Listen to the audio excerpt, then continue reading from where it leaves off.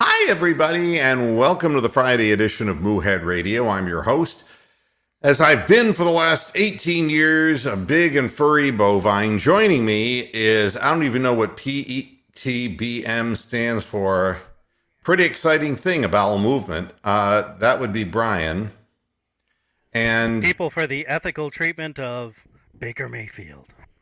and double penetration guy.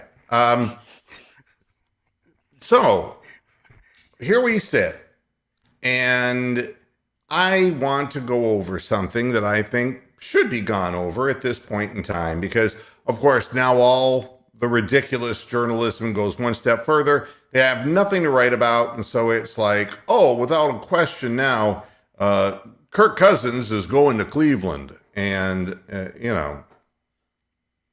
so it's whatever it is that they can guilt by association. Hi, Derek, how you doing?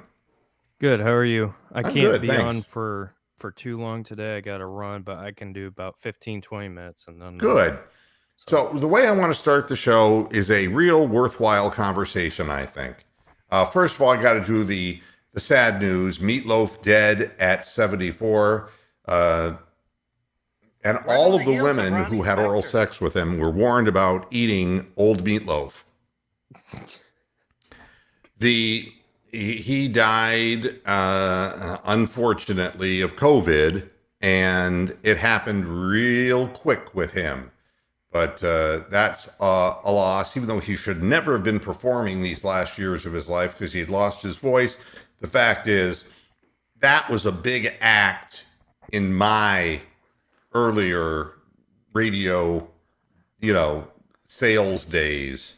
Everything came down like at the end of my college years, 75, 76, 77. The beginning of Meatloaf, that was, Paradise by the Dashboard Light and, Bat Out of Hell album and all that. And then the comeback in 90.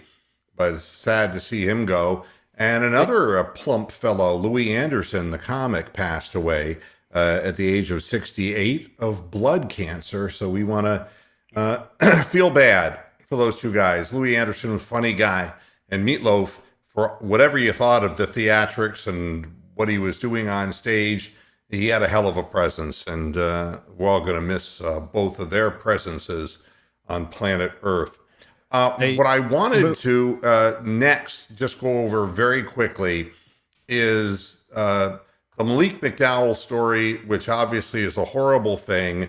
It's now reported that he has told his former coach in high school that he doesn't remember doing it and stripping his clothes off completely and attacking a police officer. And this,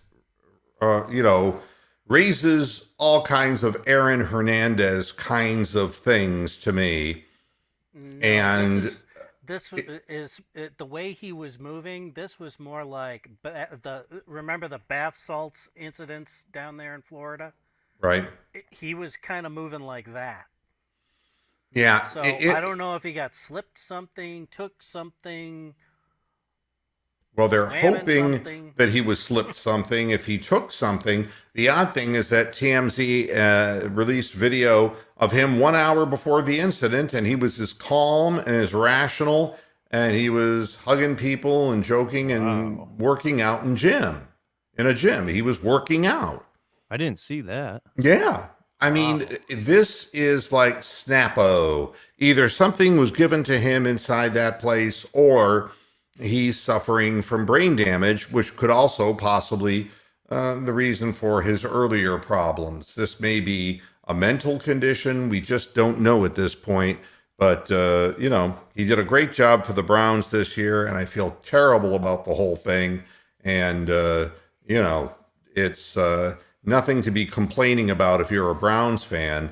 This is a tragedy in a young man's life at only 25 years of age. That whatever is going on here is going on here. Hey, I don't know if you saw Joe Shipley's comment, but pretty big news here for the Baltimore Ravens. They just fired Wink Martindale as their defensive coordinator. So he's going back to tic tac toe. He's apparently. out. They just Yep. released a statement.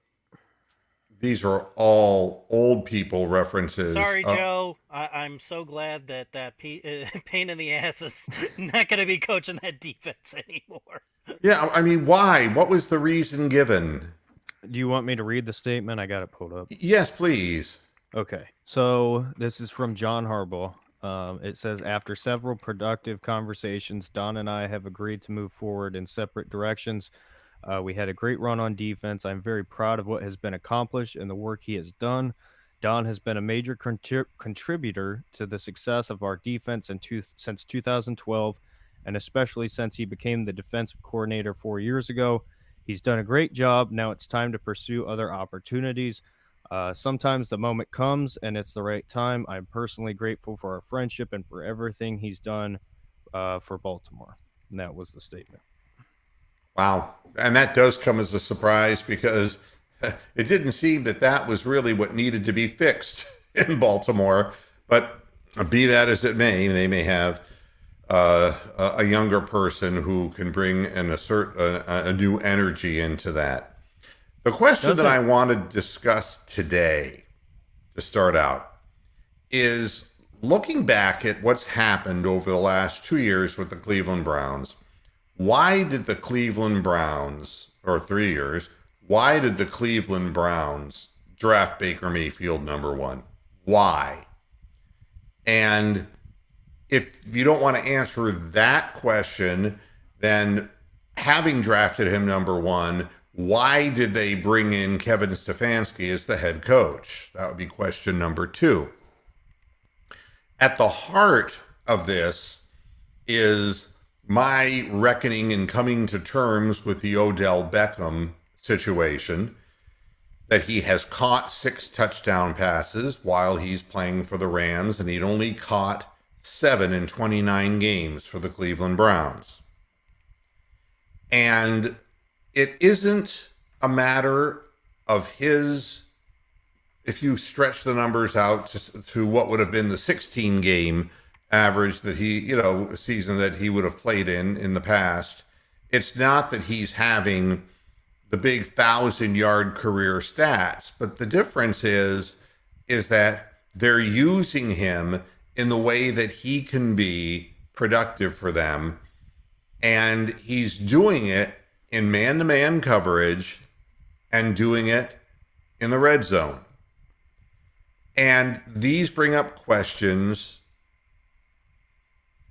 that they all go together. Baker Mayfield, and you know this better than anybody, Derek's a big college football fan. You saw him at Oklahoma. Yep. Loved him at Oklahoma. Big fan. Rushing to the line, up to the line of scrimmage, moving quick, getting up to the line, lining his guys up, and just continuing to blitzkrieg offensively the defenses they were playing, and everything was based on not letting anyone get set. Him in the shotgun formation and getting up to the line of scrimmage and executing briskly, quickly. He was a rhythm quarterback at Oklahoma. And you saw signs of that even in his rookie year when he played, that when get up to the line quickly and the shotgun formation and hurrying up, then he was getting the ball downfield and things were working out. And things have regressed now to a point where everyone's convinced that he can't even lead a game-winning drive in the fourth quarter. Can I say something about Oklahoma, Baker, though? Sure. I think the biggest difference between Baker in the NFL and Baker at Oklahoma is the way that Lincoln Riley kind of schemed his offense. What they had was a bunch of guys who were very quick, very great route runners. They had Hollywood Brown, obviously had Mark Andrews, but D.D. Westbrook, CeeDee Lamb, he had all these guys. And what they did was they schemed them so that constantly breaking over the middle, but they would also have one burning deep. So while defenses had to worry about the guys coming over the middle, there's Hollywood Brown deep. There's CeeDee Lamb deep. They always had these different guys that they could rotate and use different ways. in the NFL, Baker hasn't really necessarily had that. I think in 2018, the gunslinger Baker was kind of the same that you saw from Oklahoma. Like he didn't care what window it was, whether if it was a smart throw, he let it rip, but it was always catchable, you know. And I think that was the crossover from Baker to Oklahoma into his first year in the NFL. I don't think we've seen that as of late. Maybe towards the back half of last season, but it's not been the same. So, right off the bat, I started thinking to myself, when you have the number one draft pick in the entire draft, it's like the Cleveland Cavaliers picking LeBron James. Could you imagine if they brought him into a scheme that said, okay, LeBron, what we want you to do is to throw the ball to all the guys in the court and hope they make the shots and run up your assists. And, you're going to get your points too. But, we've got to make this an absolute balanced situation. And LeBron's looking around and saying, you guys are a basement dwelling team and you have basement dwelling talent. And people got upset that LeBron got the upper hand on the Cavs organization. What he said went. But there comes a point where if somebody does things well, LeBron James would not have ended up going into the Hall of Fame and becoming argumentatively first or second or third best player in the history of the NBA if he wasn't allowed to do what he does. I look at Baker Mayfield and he's got snowplows. He's got big men in front of him and he's got big running backs behind him that slows the pace of the game down, that forces the game into an offensive battle of wills that is time of possession oriented and needs to convert third downs and possibly fourth downs in today's NFL and has to score touchdowns. And we scored a lot of points with it initially until teams started figuring some things out, and then Baker got hurt. But the bottom line is Baker's had to mend and mold himself to what Kevin Stefanski wants. And I can't for the life of me understand how a guy who was as prolific a quarterback in college doing what he did, why you would make him do something that was diametrically opposed. I talked to a number of people who know a hell of a lot more about offensive football scheming than I do. And what they said, they weren't going to get into the argument because the people I'm talking to are not people who would want to be quoted. They're not people who would want to say something bad about given players. But what they were saying was that the offense is constructed without freelancing, that it is everything to run the pattern as it is designed in exactly the way that it's designed, and that's the certainty that everybody will be on the same page. And that rule of not improvising goes for the quarterback, it goes for the receivers, it goes for everybody. And that's the system that Kevin Stefanski runs. And it's not that it is necessarily a horrible system, but why do we have, or did we have, the players that we had in a scheme where the only one who was bound to really flourish would have been Jarvis Landry because he's a precise route runner and he was the one who was most successful as far as a consistent downfield, guy.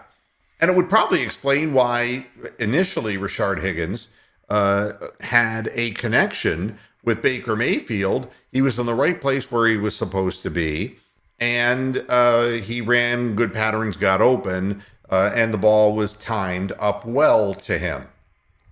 But going slow up to the line of scrimmage and then lining up underneath center and then kind of calling out the snap count and snapping the ball with 1 second left. And it's just diametrically opposed to what made Baker Mayfield a number 1 pick, if you believe he should have been the number 1 pick. The thing that Cleveland fans are missing in all of this is that you think you're hearing shit now. Can you imagine if they decide we're going to go with Kirk Cousins or whatever, and Baker Mayfield goes to a team that uses him as successfully as Odell Beckham is being used in Los Angeles? Let me explain.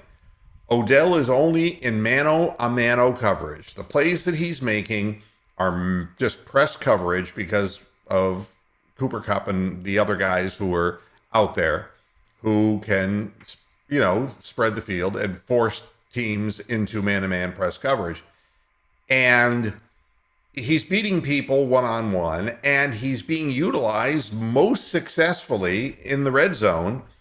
And when he gets to put a quick move, whether a quick slant or a quick fade, on a guy in the end zone, one-on-one, that's where his success is coming from.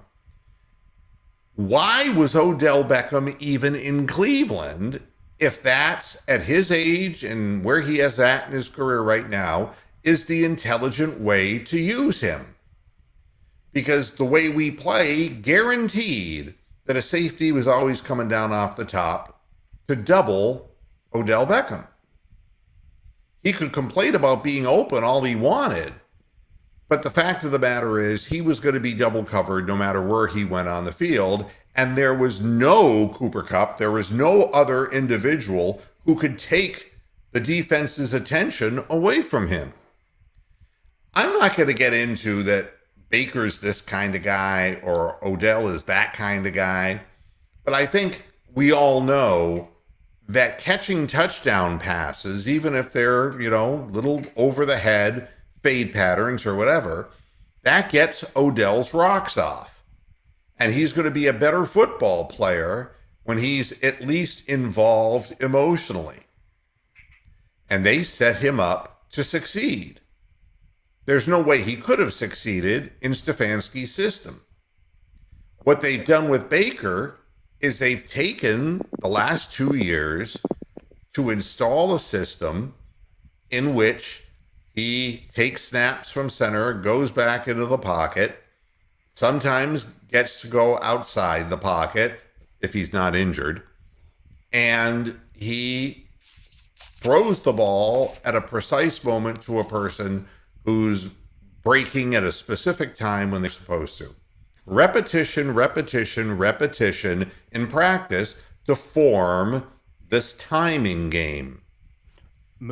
One of my biggest concerns with Baker, because to me this is something going back to Oklahoma you never saw, and that was not being able to create his own throwing lanes. At Oklahoma, he stood back in the pocket and he could throw. In the NFL, we haven't really seen that.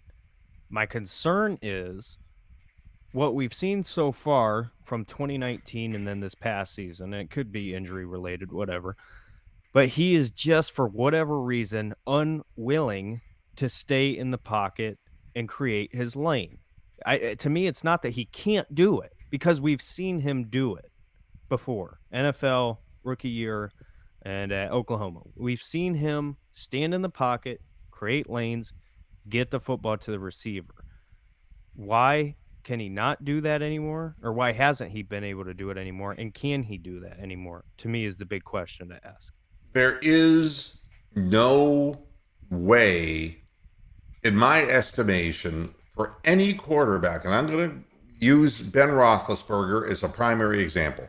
Do you really think that Ben Roethlisberger would be on his way to the Hall of Fame if he got rid of the ball in 2.2 to 2 consistently, like he has the last 2 to 3 seasons? Do you really think that, how do you think that the guys who were all of the the deep threats that he had over the course of his career would feel if the edict was you got to get rid of the ball in 2.2 to 2.4 seconds and there's no downfield passing game. I mean, could you imagine what all those guys that would have been like wasted? And Ben Roethlisberger would have been wasted. Ben Roethlisberger was most dangerous in broken plays and getting guys downfield and having that chemistry with the receivers that was improvisational. Every great quarterback has some degree of improvisation, and that includes Lamar Jackson.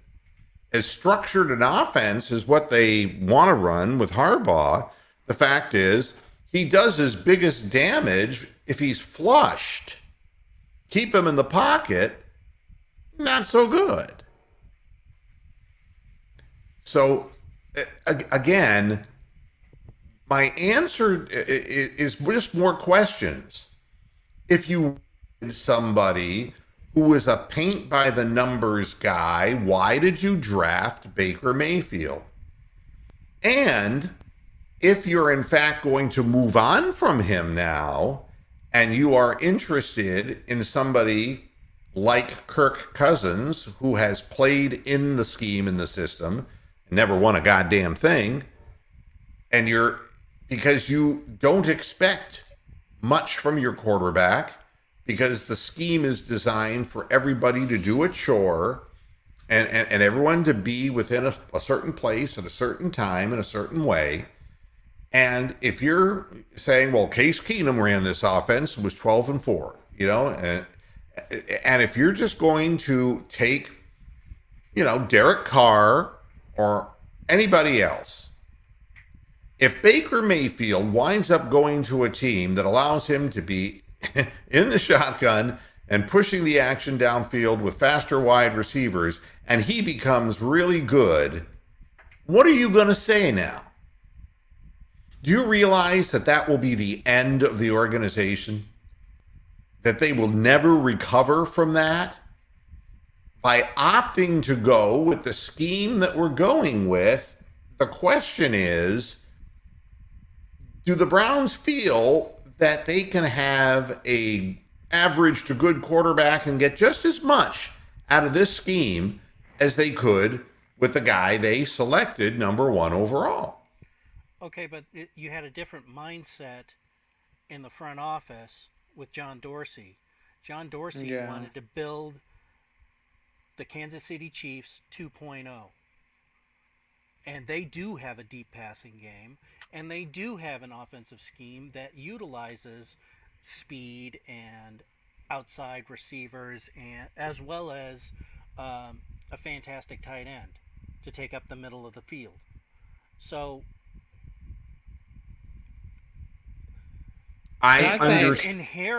inherited all of that, and so they're trying to smash the star into the square, into the round hole. Right, Double P. And I think part of the thing, my 2 cents, is also, as we all know, Baker's 2019 wasn't as strong as his 2018. So I think at the evaluation, they were probably like, oh, he in the pocket, because obviously he had Greg Robinson and Hubbard for the tackles, and also he had a lot of turnovers. So I think they were trying to reel him and try to get him to be more in structure. But I don't think you can blame that entirely on him with Freddie Kitchens, who didn't even run practices, didn't have a scheme. It was literally all put on him. So I think they were trying to overcorrect for a problem that they had in 2019 just due to incompetency. Yeah, and Brett's joining in. You have to either overhaul the personnel to fit the system, or you have to change the system. And that's exactly right. And he ain't going to change the system. That's what he does. He has to, though. He doesn't have to do anything. I mean, I watched Hugh Jackson literally say he was going to jump at a lake and keep his job. I mean, I've watched Pat Shurmur allow his play sheet to get blown out of his clipboard across the field into the hands of Marvin Lewis. I watched it happen. And he kept his job. I've seen it all happen. So don't say it can't happen. It most certainly can. Because the guys in the front office, if they're sold on that particular plan of attack, that's what we're going to stay with. But my question becomes, if you don't need Baker Mayfield, if you're just going to force him to do things that, I mean, and the reason for the, I know Derek had to run today, but batted down passes have as much to do with the familiarity that linemen have with where the ball is going to come out in certain alignments. And all that Watt was doing against the Browns was just taking a step back from the line of scrimmage and looking directly in the quarterback's eyes. The timing play had to go outside. He just jumped up and batted him down. The same thing happened on the other side of the line. Now, why all the batted down passes? Because he's throwing from under center formations that stuff him in a pocket, and he's not a tall, big guy. And the majority of passes that they want to throw have traditionally been over the middle, and they get a lot of balls batted down. They're a better run blocking offensive line than they are a pass blocking offensive line. I think that's pretty clear from what we've seen of the group up to this point. They run the ball so well, and they have to run the ball from the formation of play action, so he's got to be under center. The scheme depends on the quarterback being under center a good percentage of the time. And it also is reliant upon letting the clock roll, wearing opponents down, using that running game, and keeping control of the ball with shorter precision passes. That's what the plan is. Now, if you have a guy who likes to get up to the line of scrimmage and run it quick and, every opportunity that I have seen, even when he was hurt this last year, where the tempo of the offense started picking up, Baker did better. The more it slowed down and it was like, let the clock run, let the clock run. He we're ahead by 2 points. Let the clock run. We just end up 3rd and 9 draw plays. Or recipes for failure. Yeah, and pass patterns that are not being cleanly run, timing patterns that are not being executed well. And we never really had the feeling at any point, at least for me as a fan watching, that we were controlling the tempo offensively. And you wonder why you would draft a guy number 1 overall if that's what you wanted to do with him. And if you're willing to settle for whatever there is, whether it's Garoppolo or whether it's Kirk Cousins or whatever, if you feel that that's the level of significance that the quarterback position holds in the NFL, then I'm sorry to tell you that a lot of you fans who are bitching, you won't even be around listening to this program because you'll have bailed the bandwagon by then, and there will be no reason to cheer for it. Because in today's league, you got to keep them guessing. You can't let the defense hunker down and be aware of what you're going to do next. It's and all of this just came into my mind reading all these foolish articles about Kirk Cousins and all that. But you'll know by what the Browns do. You'll know whether they figure that the scheme is so good that anyone basically could run it as long as they get the plays off cleanly and they throw to the prescribed receiver. My question about this is, and I agree with most of what you're saying. Do you think that with the personnel of our team, it kind of forced us to be this way? Because my thing about AB, I don't think he's really been able to build the team completely how he wants because he did inherit the third largest wide receiver room under the cap, and I don't think he was able to get the receivers that he wanted to because all the resources already allocated to that room. So, do you think the personnel kind of forced him into this three tight end thing? Well, I mean, it's kind of, isn't it interesting? What came first, the chicken or the egg? I mean, looking at the Steelers, was it the fact that Roethlisberger was just wounded, and if he took one square hit, he would die, and he would be gone for the season, and that would be the end of him? Is that what necessitated the 2.2-second pocket presence and the short passing game? Was it that their offensive line had aged so severely that they tried to replace them with younger players who failed epically? Is that the reason?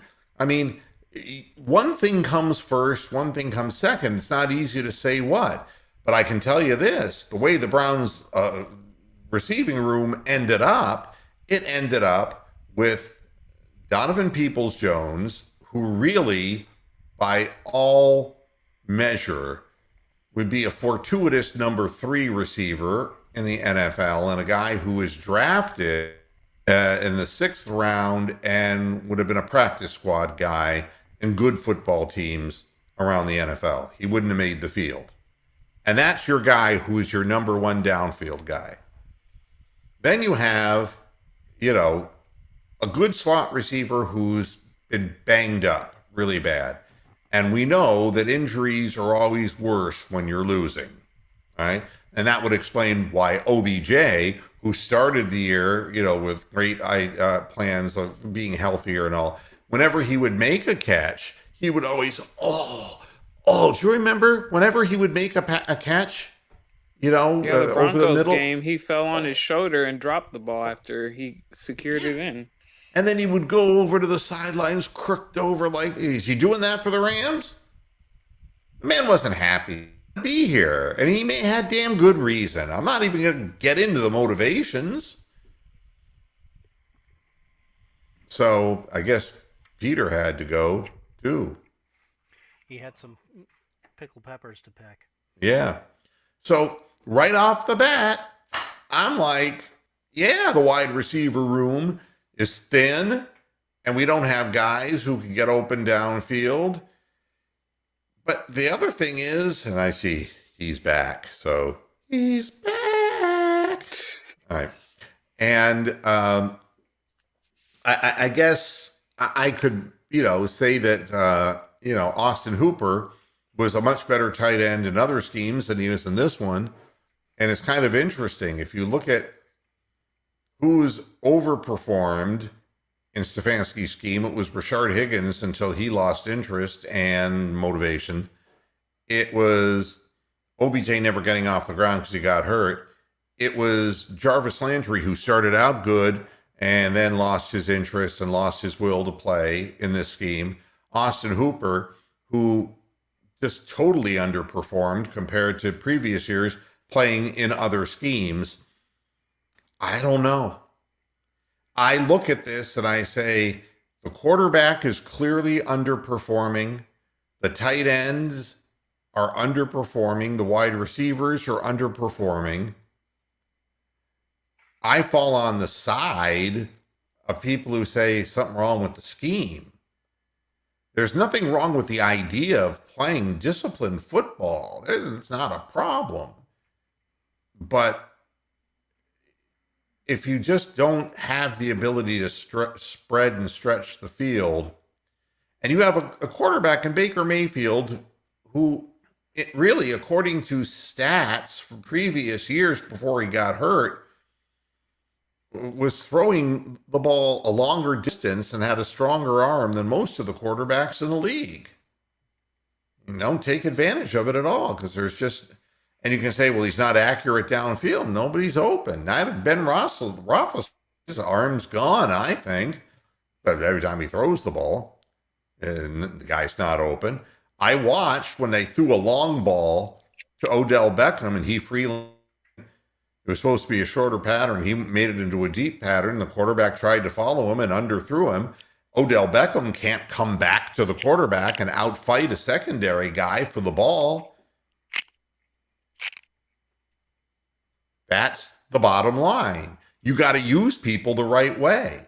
If you're hoping that Odell Beckham is just going to come back to the quarterback and make a fantastic over the guy's shoulder catch, you're sadly mistaken. That's not what he does. Just like Jarvis Landry, he's good when he breaks off that slant pattern. He goes right over the middle, and you hit him in stride, he'll get some extra yardage for you. That's what he does. That's how he makes his living. It's his bread and butter. You got to use the people you got, but I don't know exactly what Austin Hooper does, because in this scheme, he's not open. I know that Njoku, they taught him how to be a better blocker, and somehow nobody's happier about that. It's wonderful that he's become a better blocker, but all that promise, the height and athleticism, that he was supposed to be a big play tight end, and he's been dwindled down to being a short yardage receiver. And he doesn't have the hands to do that. You were hoping that Harrison Bryant, because he caught a lot of passes in college, that at least he had good hands, and it's like he doesn't see the ball. You thought that we were going to have passing ability to our running back. Patrick Felton never saw the playing field. And, of course, Kareem Hunt was hurt. And Dearness Johnson, once in a while, they'd throw a screen pass to him, but he was running the ball pretty much between the tackles. So, the question and I don't think it's a dumb question. It's, if the Browns do what I think they're going to do, I think that they are arrogant enough to believe that this system is good enough to get them to the playoffs. And I will say that the Pittsburgh Steelers lucked their way into the playoffs and promptly proved that they did not belong there. Had the Browns lucked their way into the playoffs, same thing would have happened. Didn't belong there. Every team that didn't belong there.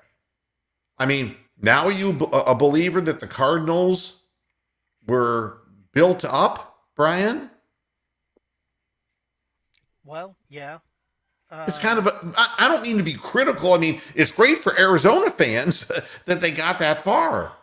But, they had the best record. It's been the King. They were talking about the Kingsbury flop, because going back to Texas Tech, every second half of the season, there's been a collapse of some kind. They lose 4 straight. They lose 5 straight. They lose 6 straight. They limped into the playoffs. He has a reputation, doesn't he, Brian, of being very widely disliked by people?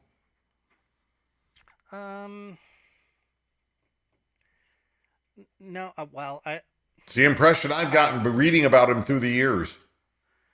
Yeah, I mean, it's real easy to have an issue with the guy. That's what I've heard. And you wonder, whenever you see losing streaks like that, I've never seen a team that, it was like the Dolphins starting out so poorly and then winning a bunch of games in a row, and it didn't matter. Flores got fired. And Flores was at odds with his quarterback, and he had multiple offensive coordinators, and he kept all the assistant coaches, he kept going through them like underwear. I mean, it's very well possible, like Hugh Jackson, that he's just not a likable man, and that he can't bring people together because he constantly creates friction. I don't know what the story was, but I'll tell you this. I watched the whole game, and they look like... Well, you got further than I did then. From the first snap, they peed their pants. It was like they came in and didn't believe they could win. Yeah, and Kyler Well, looked shell because shocked. Yeah. the last time that they played the Lambs, they absolutely got blown off the field. That's why. Well, I mean, what's kryptonite again? We're going to use that? I mean, it's to me, it Well, was no, so but bad. for whatever reason, they do have a psychological edge, especially late in the season against the Cardinals. So, and then they also lost to Seattle. That didn't fucking help them. And, Kyler Murray looked as bad as Justin Fields did against, you're playing against the Browns. Just looked like just snowed under. Just totally snowed under. I mean, he didn't have a chance. The line was coming right through at him from every angle imaginable, and he was scared. He looked like a rookie quarterback. And you look at that and you say, "Wow, that was a team that had the best record up till toward the end of the season. That was them with D-Hop." Yeah. Well, and that's the other thing. DeAndre Hopkins has become his big security blanket. When in doubt, throw it to Hopkins. So I can't tell you without that guy. Without that guy, he looked terrible in the last 6-7 games. Now, here's another one, Browns fans, things you've seen too damn often. The Browns taking the first drive down the field for a touchdown because they drill those 20, 25 play scripts into the players' heads. And we know that Stefanski likes to wield the sledgehammer that way. Everybody's thrilled. They're in the end zone. They score the touchdown and they're talking on the sidelines and we miss the extra point. How many times have you seen this happen with multiple kickers? And you know that bad things are waiting. Our special teams was rated 30th in the league, and it's because our punting sucked. We haven't really taken care of it. What? Well, not just I'll just say it's Scottish Hammer. Yeah. It was also Colquitt. He had a fucking 19-yard punt. Yeah. His mechanics, his foot actually hit the ground before it hit the ball. I don't know what was up with that, but it was like, maybe he's got the yips.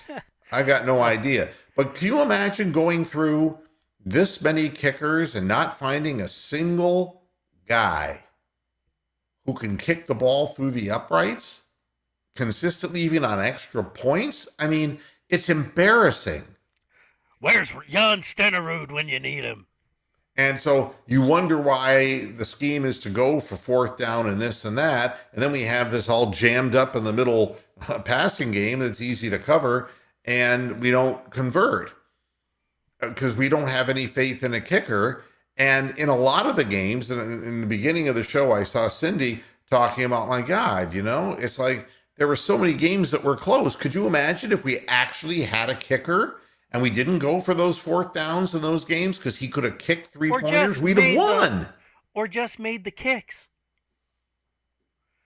Just made the extra points. Just made the fucking field goals when they were tried. That would have been 2 or 3. That would have been 2 or 3 wins right there. Now you're talking about 11-6. Well, how many teams are in the playoffs at 11-6? Yeah. I mean, the Browns, the roster was lacking. It got built up defensively, which is what we needed to do. But man, offensively and special teams wise, it took but this kicker thing has just been going on forever and ever and ever. And none of the kickers that the Browns have tried have really latched on anywhere. We drafted one, remember him? And he was the one. Austin. No, who was the guy? Gonzalez, was that his name? The kid they drafted out of ASU? Yeah, who had the big leg, who could kick the ball a mile. Yeah. Yeah, Zane Gonzalez. Yeah. I think we maybe could bring back, maybe. But I mean, no, he's He's on Minnesota right now. And do you know why one of the reasons they got rid of him is he was hurt. And he didn't tell anybody. Yeah, he had a fucking groin pull and didn't tell anybody. That's right. That's right. You know, and Austin Siebert, you know, I don't know, or Seibert. You know, these guys, they bounce around, but I don't see any of these guys who are catching on. They're on the field for a week or two or three as tryout guys, but you know, or for somebody that got COVID or injured. In the case of the Steelers guy that got lambasted. Right. I mean, there are people who are always hanging around, but quite honestly, we haven't been able to get our hands on a decent kicker. Moo, do you think Cincy beats the Titans? No. No. I really hope so, though. Yeah, you know. I'm going to be rooting for those guys. You know, that's right, Tony. Us fat guys got to stick together. Yeah. We talked about that at the top of the show. And Ronnie Spector died. Yeah, I know. I loved Ronnie Spector. She was like cute and had that yelping voice. And how she ever got in with a guy like Spector. Oh, my God. Well, I mean, she had stories to tell. You know what's interesting? Ronnie Spector was as interesting as Tina Turner, because they were both married to psychopaths. Tina Turner, though, kind of came along at a time when there was a little more publicity of crossover, and Ronnie Spector was never really able to make that crossover between, you know, singing Be My Baby, you know, with the Ronettes, and then having a solo career. It never really happened for her. A quick story that you find out from years of doing what I did was that the song Say Goodbye to Hollywood, which was a Billy Joel song, you might know the song because it did eventually get played as Billy Joel became more popular. He wrote it like in 1974, before The Stranger, before Just the Way You Are, and the big songs that he ended up putting all over the radio. But Say Goodbye to Hollywood was written so that she could sing it. And she did. You can go to YouTube and you can watch her sing it. It just never happened for her. But yeah, she was married to a complete psycho. And then the last big thing was the duet she did. Duet? Take Me Home Tonight. Oh, yeah, with Eddie Money. Yeah. Yeah, well, that was cool just because it was like you got to hear that thing again, yeah. Yeah, Haslam's going to fire Stefanski and Barry if we have another losing season. I don't, you know. You know, we're going way beyond the pale here. My wild take is, do you think that Haslam actually wants to keep Baker and AB kind of wants to get rid of him? Because in the press conference, he was talking about how the staff, the medical staff, cleared him to play, and I don't think he was 100%. So he can probably look back at the season and say, "Oh yeah, he was okay to play, and he just didn't play good," or no, or you disagree. You know, it's hard to get into people's motives for what they do.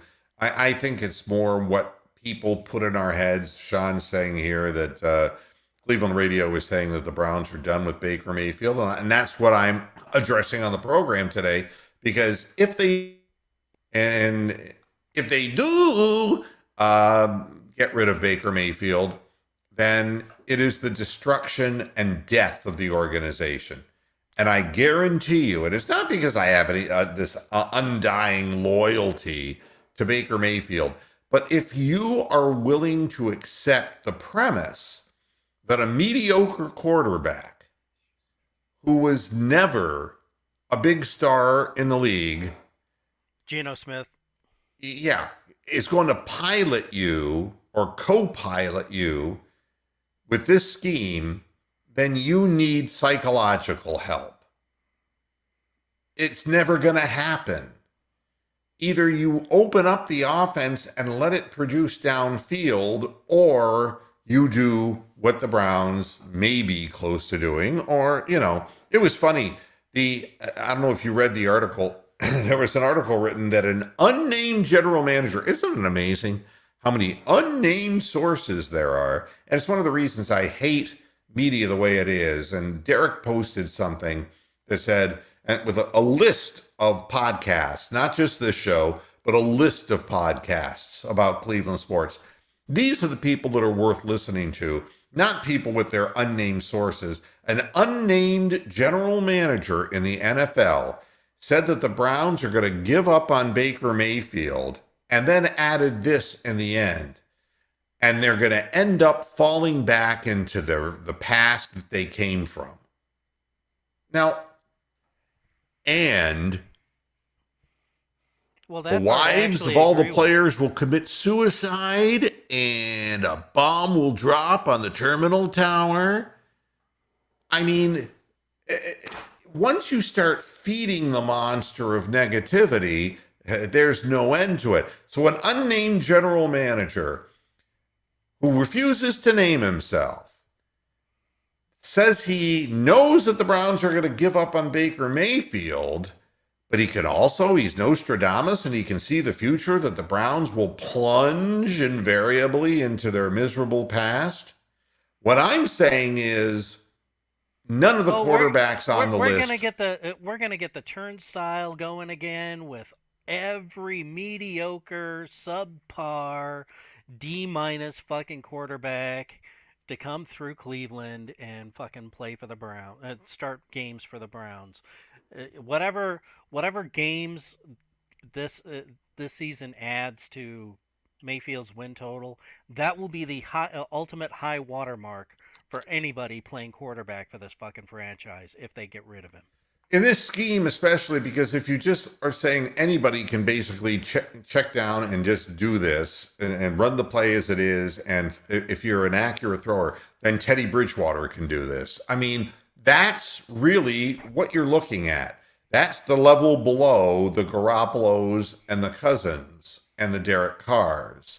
You slide down to the Teddy Bridgewaters, and these people have never succeeded anywhere, and they never will.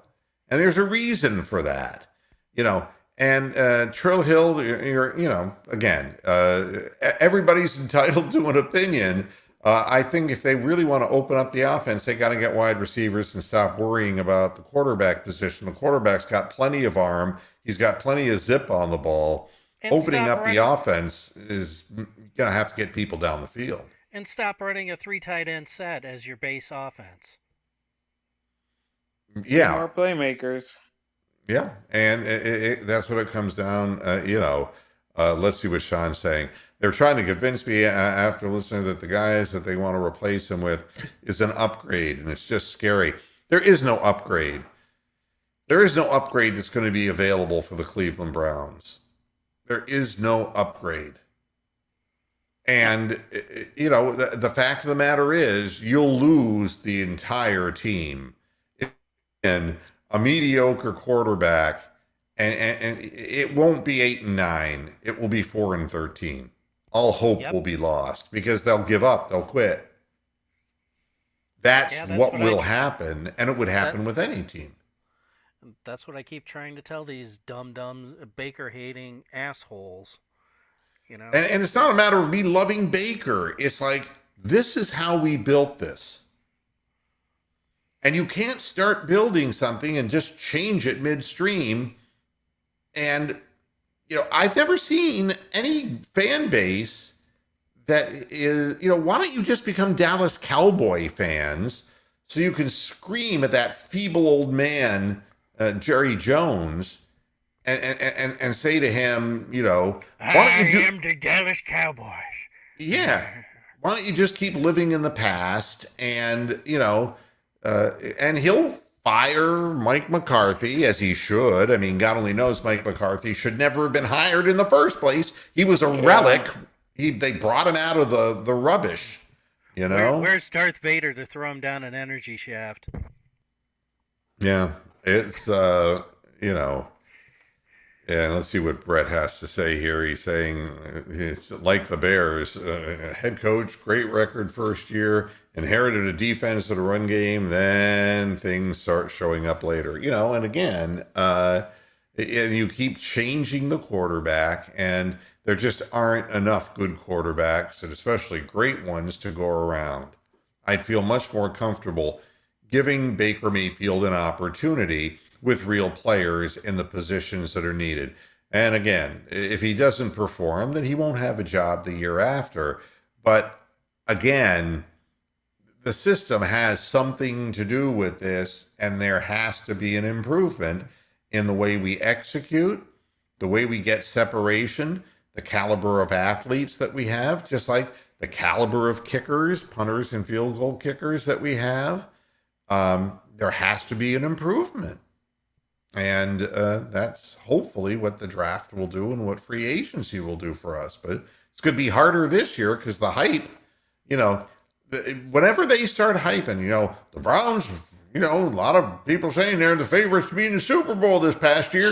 You know, the second that happens, that's just to create the fall. Yeah. That's not praise. That's faint, damning praise. That's like, well, we know that's not going to happen. And when it doesn't, we'll just go ahead and get Skip Bayless and Colin Cowherd and all these people just to snarl at the Browns.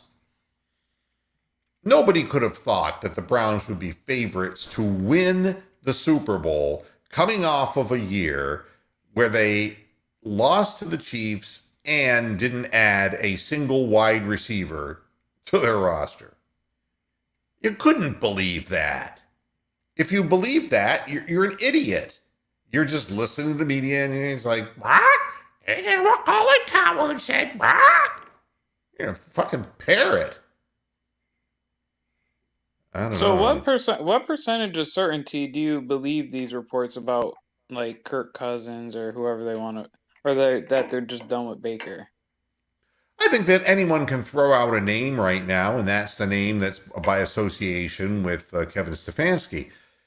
So, I mean, immediately where there's smoke, there's fire, and they got nothing to write about right now. I mean, Because I just think it's just slow media day for Browns.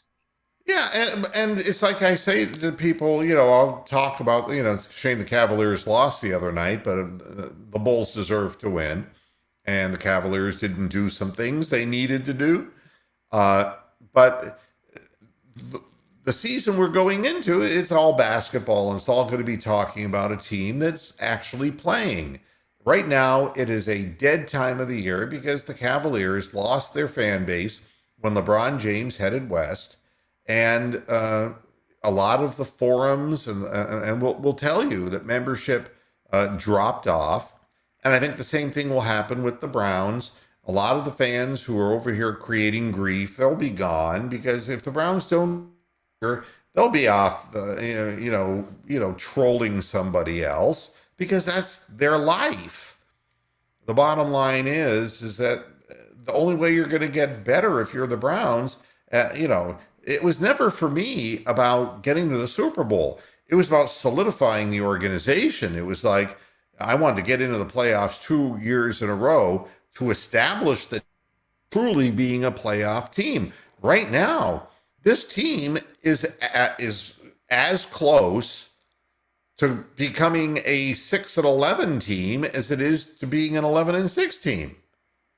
I wanted more consistency. I wanted to be able to say back-to-back playoffs, we build from here. But we had a backwards year. That's the truth of it. And there's a lot of people to point the finger at.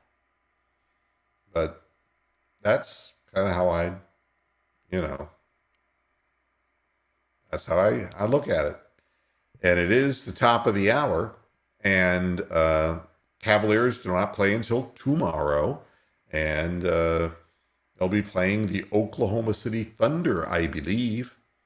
And they'll be back in Cleveland playing. And you can bet I'll be talking about that on Monday. and I'm not going to dwell on speculative reporting as far as what quarterbacks, what this. I think it's, if you're going to do speculative, do what Derek does. Let's talk about college players. Let's talk about the draft. Let's talk about free agency, and we can take our best guesses. But my God, I mean, the draft isn't until the end of April. I mean, are you telling me that for the next 2.5 months, almost, I'm going to be sitting here talking about that all the time? I'd rather be dead. Honest to God. An intriguing draft pick to maybe consider as a backup quarterback would be Cole Kelly out of Southeast Louisiana. Yeah, and this is where, the fan base differs. If you believe that it's Baker Mayfield holding the team back, how did he get us to the playoffs? How did he win the playoff game if he's holding the team back? How did he suddenly start holding the team back all of a sudden in the year he got injured? I don't buy that. I mean, I think that in this system and scheme, he's being wasted. That's what I believe. And that anybody could do the job that Stefanski wants done in a mediocre way. And it might bring everybody's excitability factor down. Baker used to wake up in the morning feeling dangerous. Now he wakes up in the morning feeling endangered. And feeling like he can barely get out of bed. That's right. So everybody, thanks a lot for tuning in to this edition of Moohead Radio. I hope it clears up some of my perspective. We'll be back again on Monday to talk Cleveland Cavaliers and more. Until then, hasta la vista, Pastor Heads. Good night. Enjoy the replay, Key.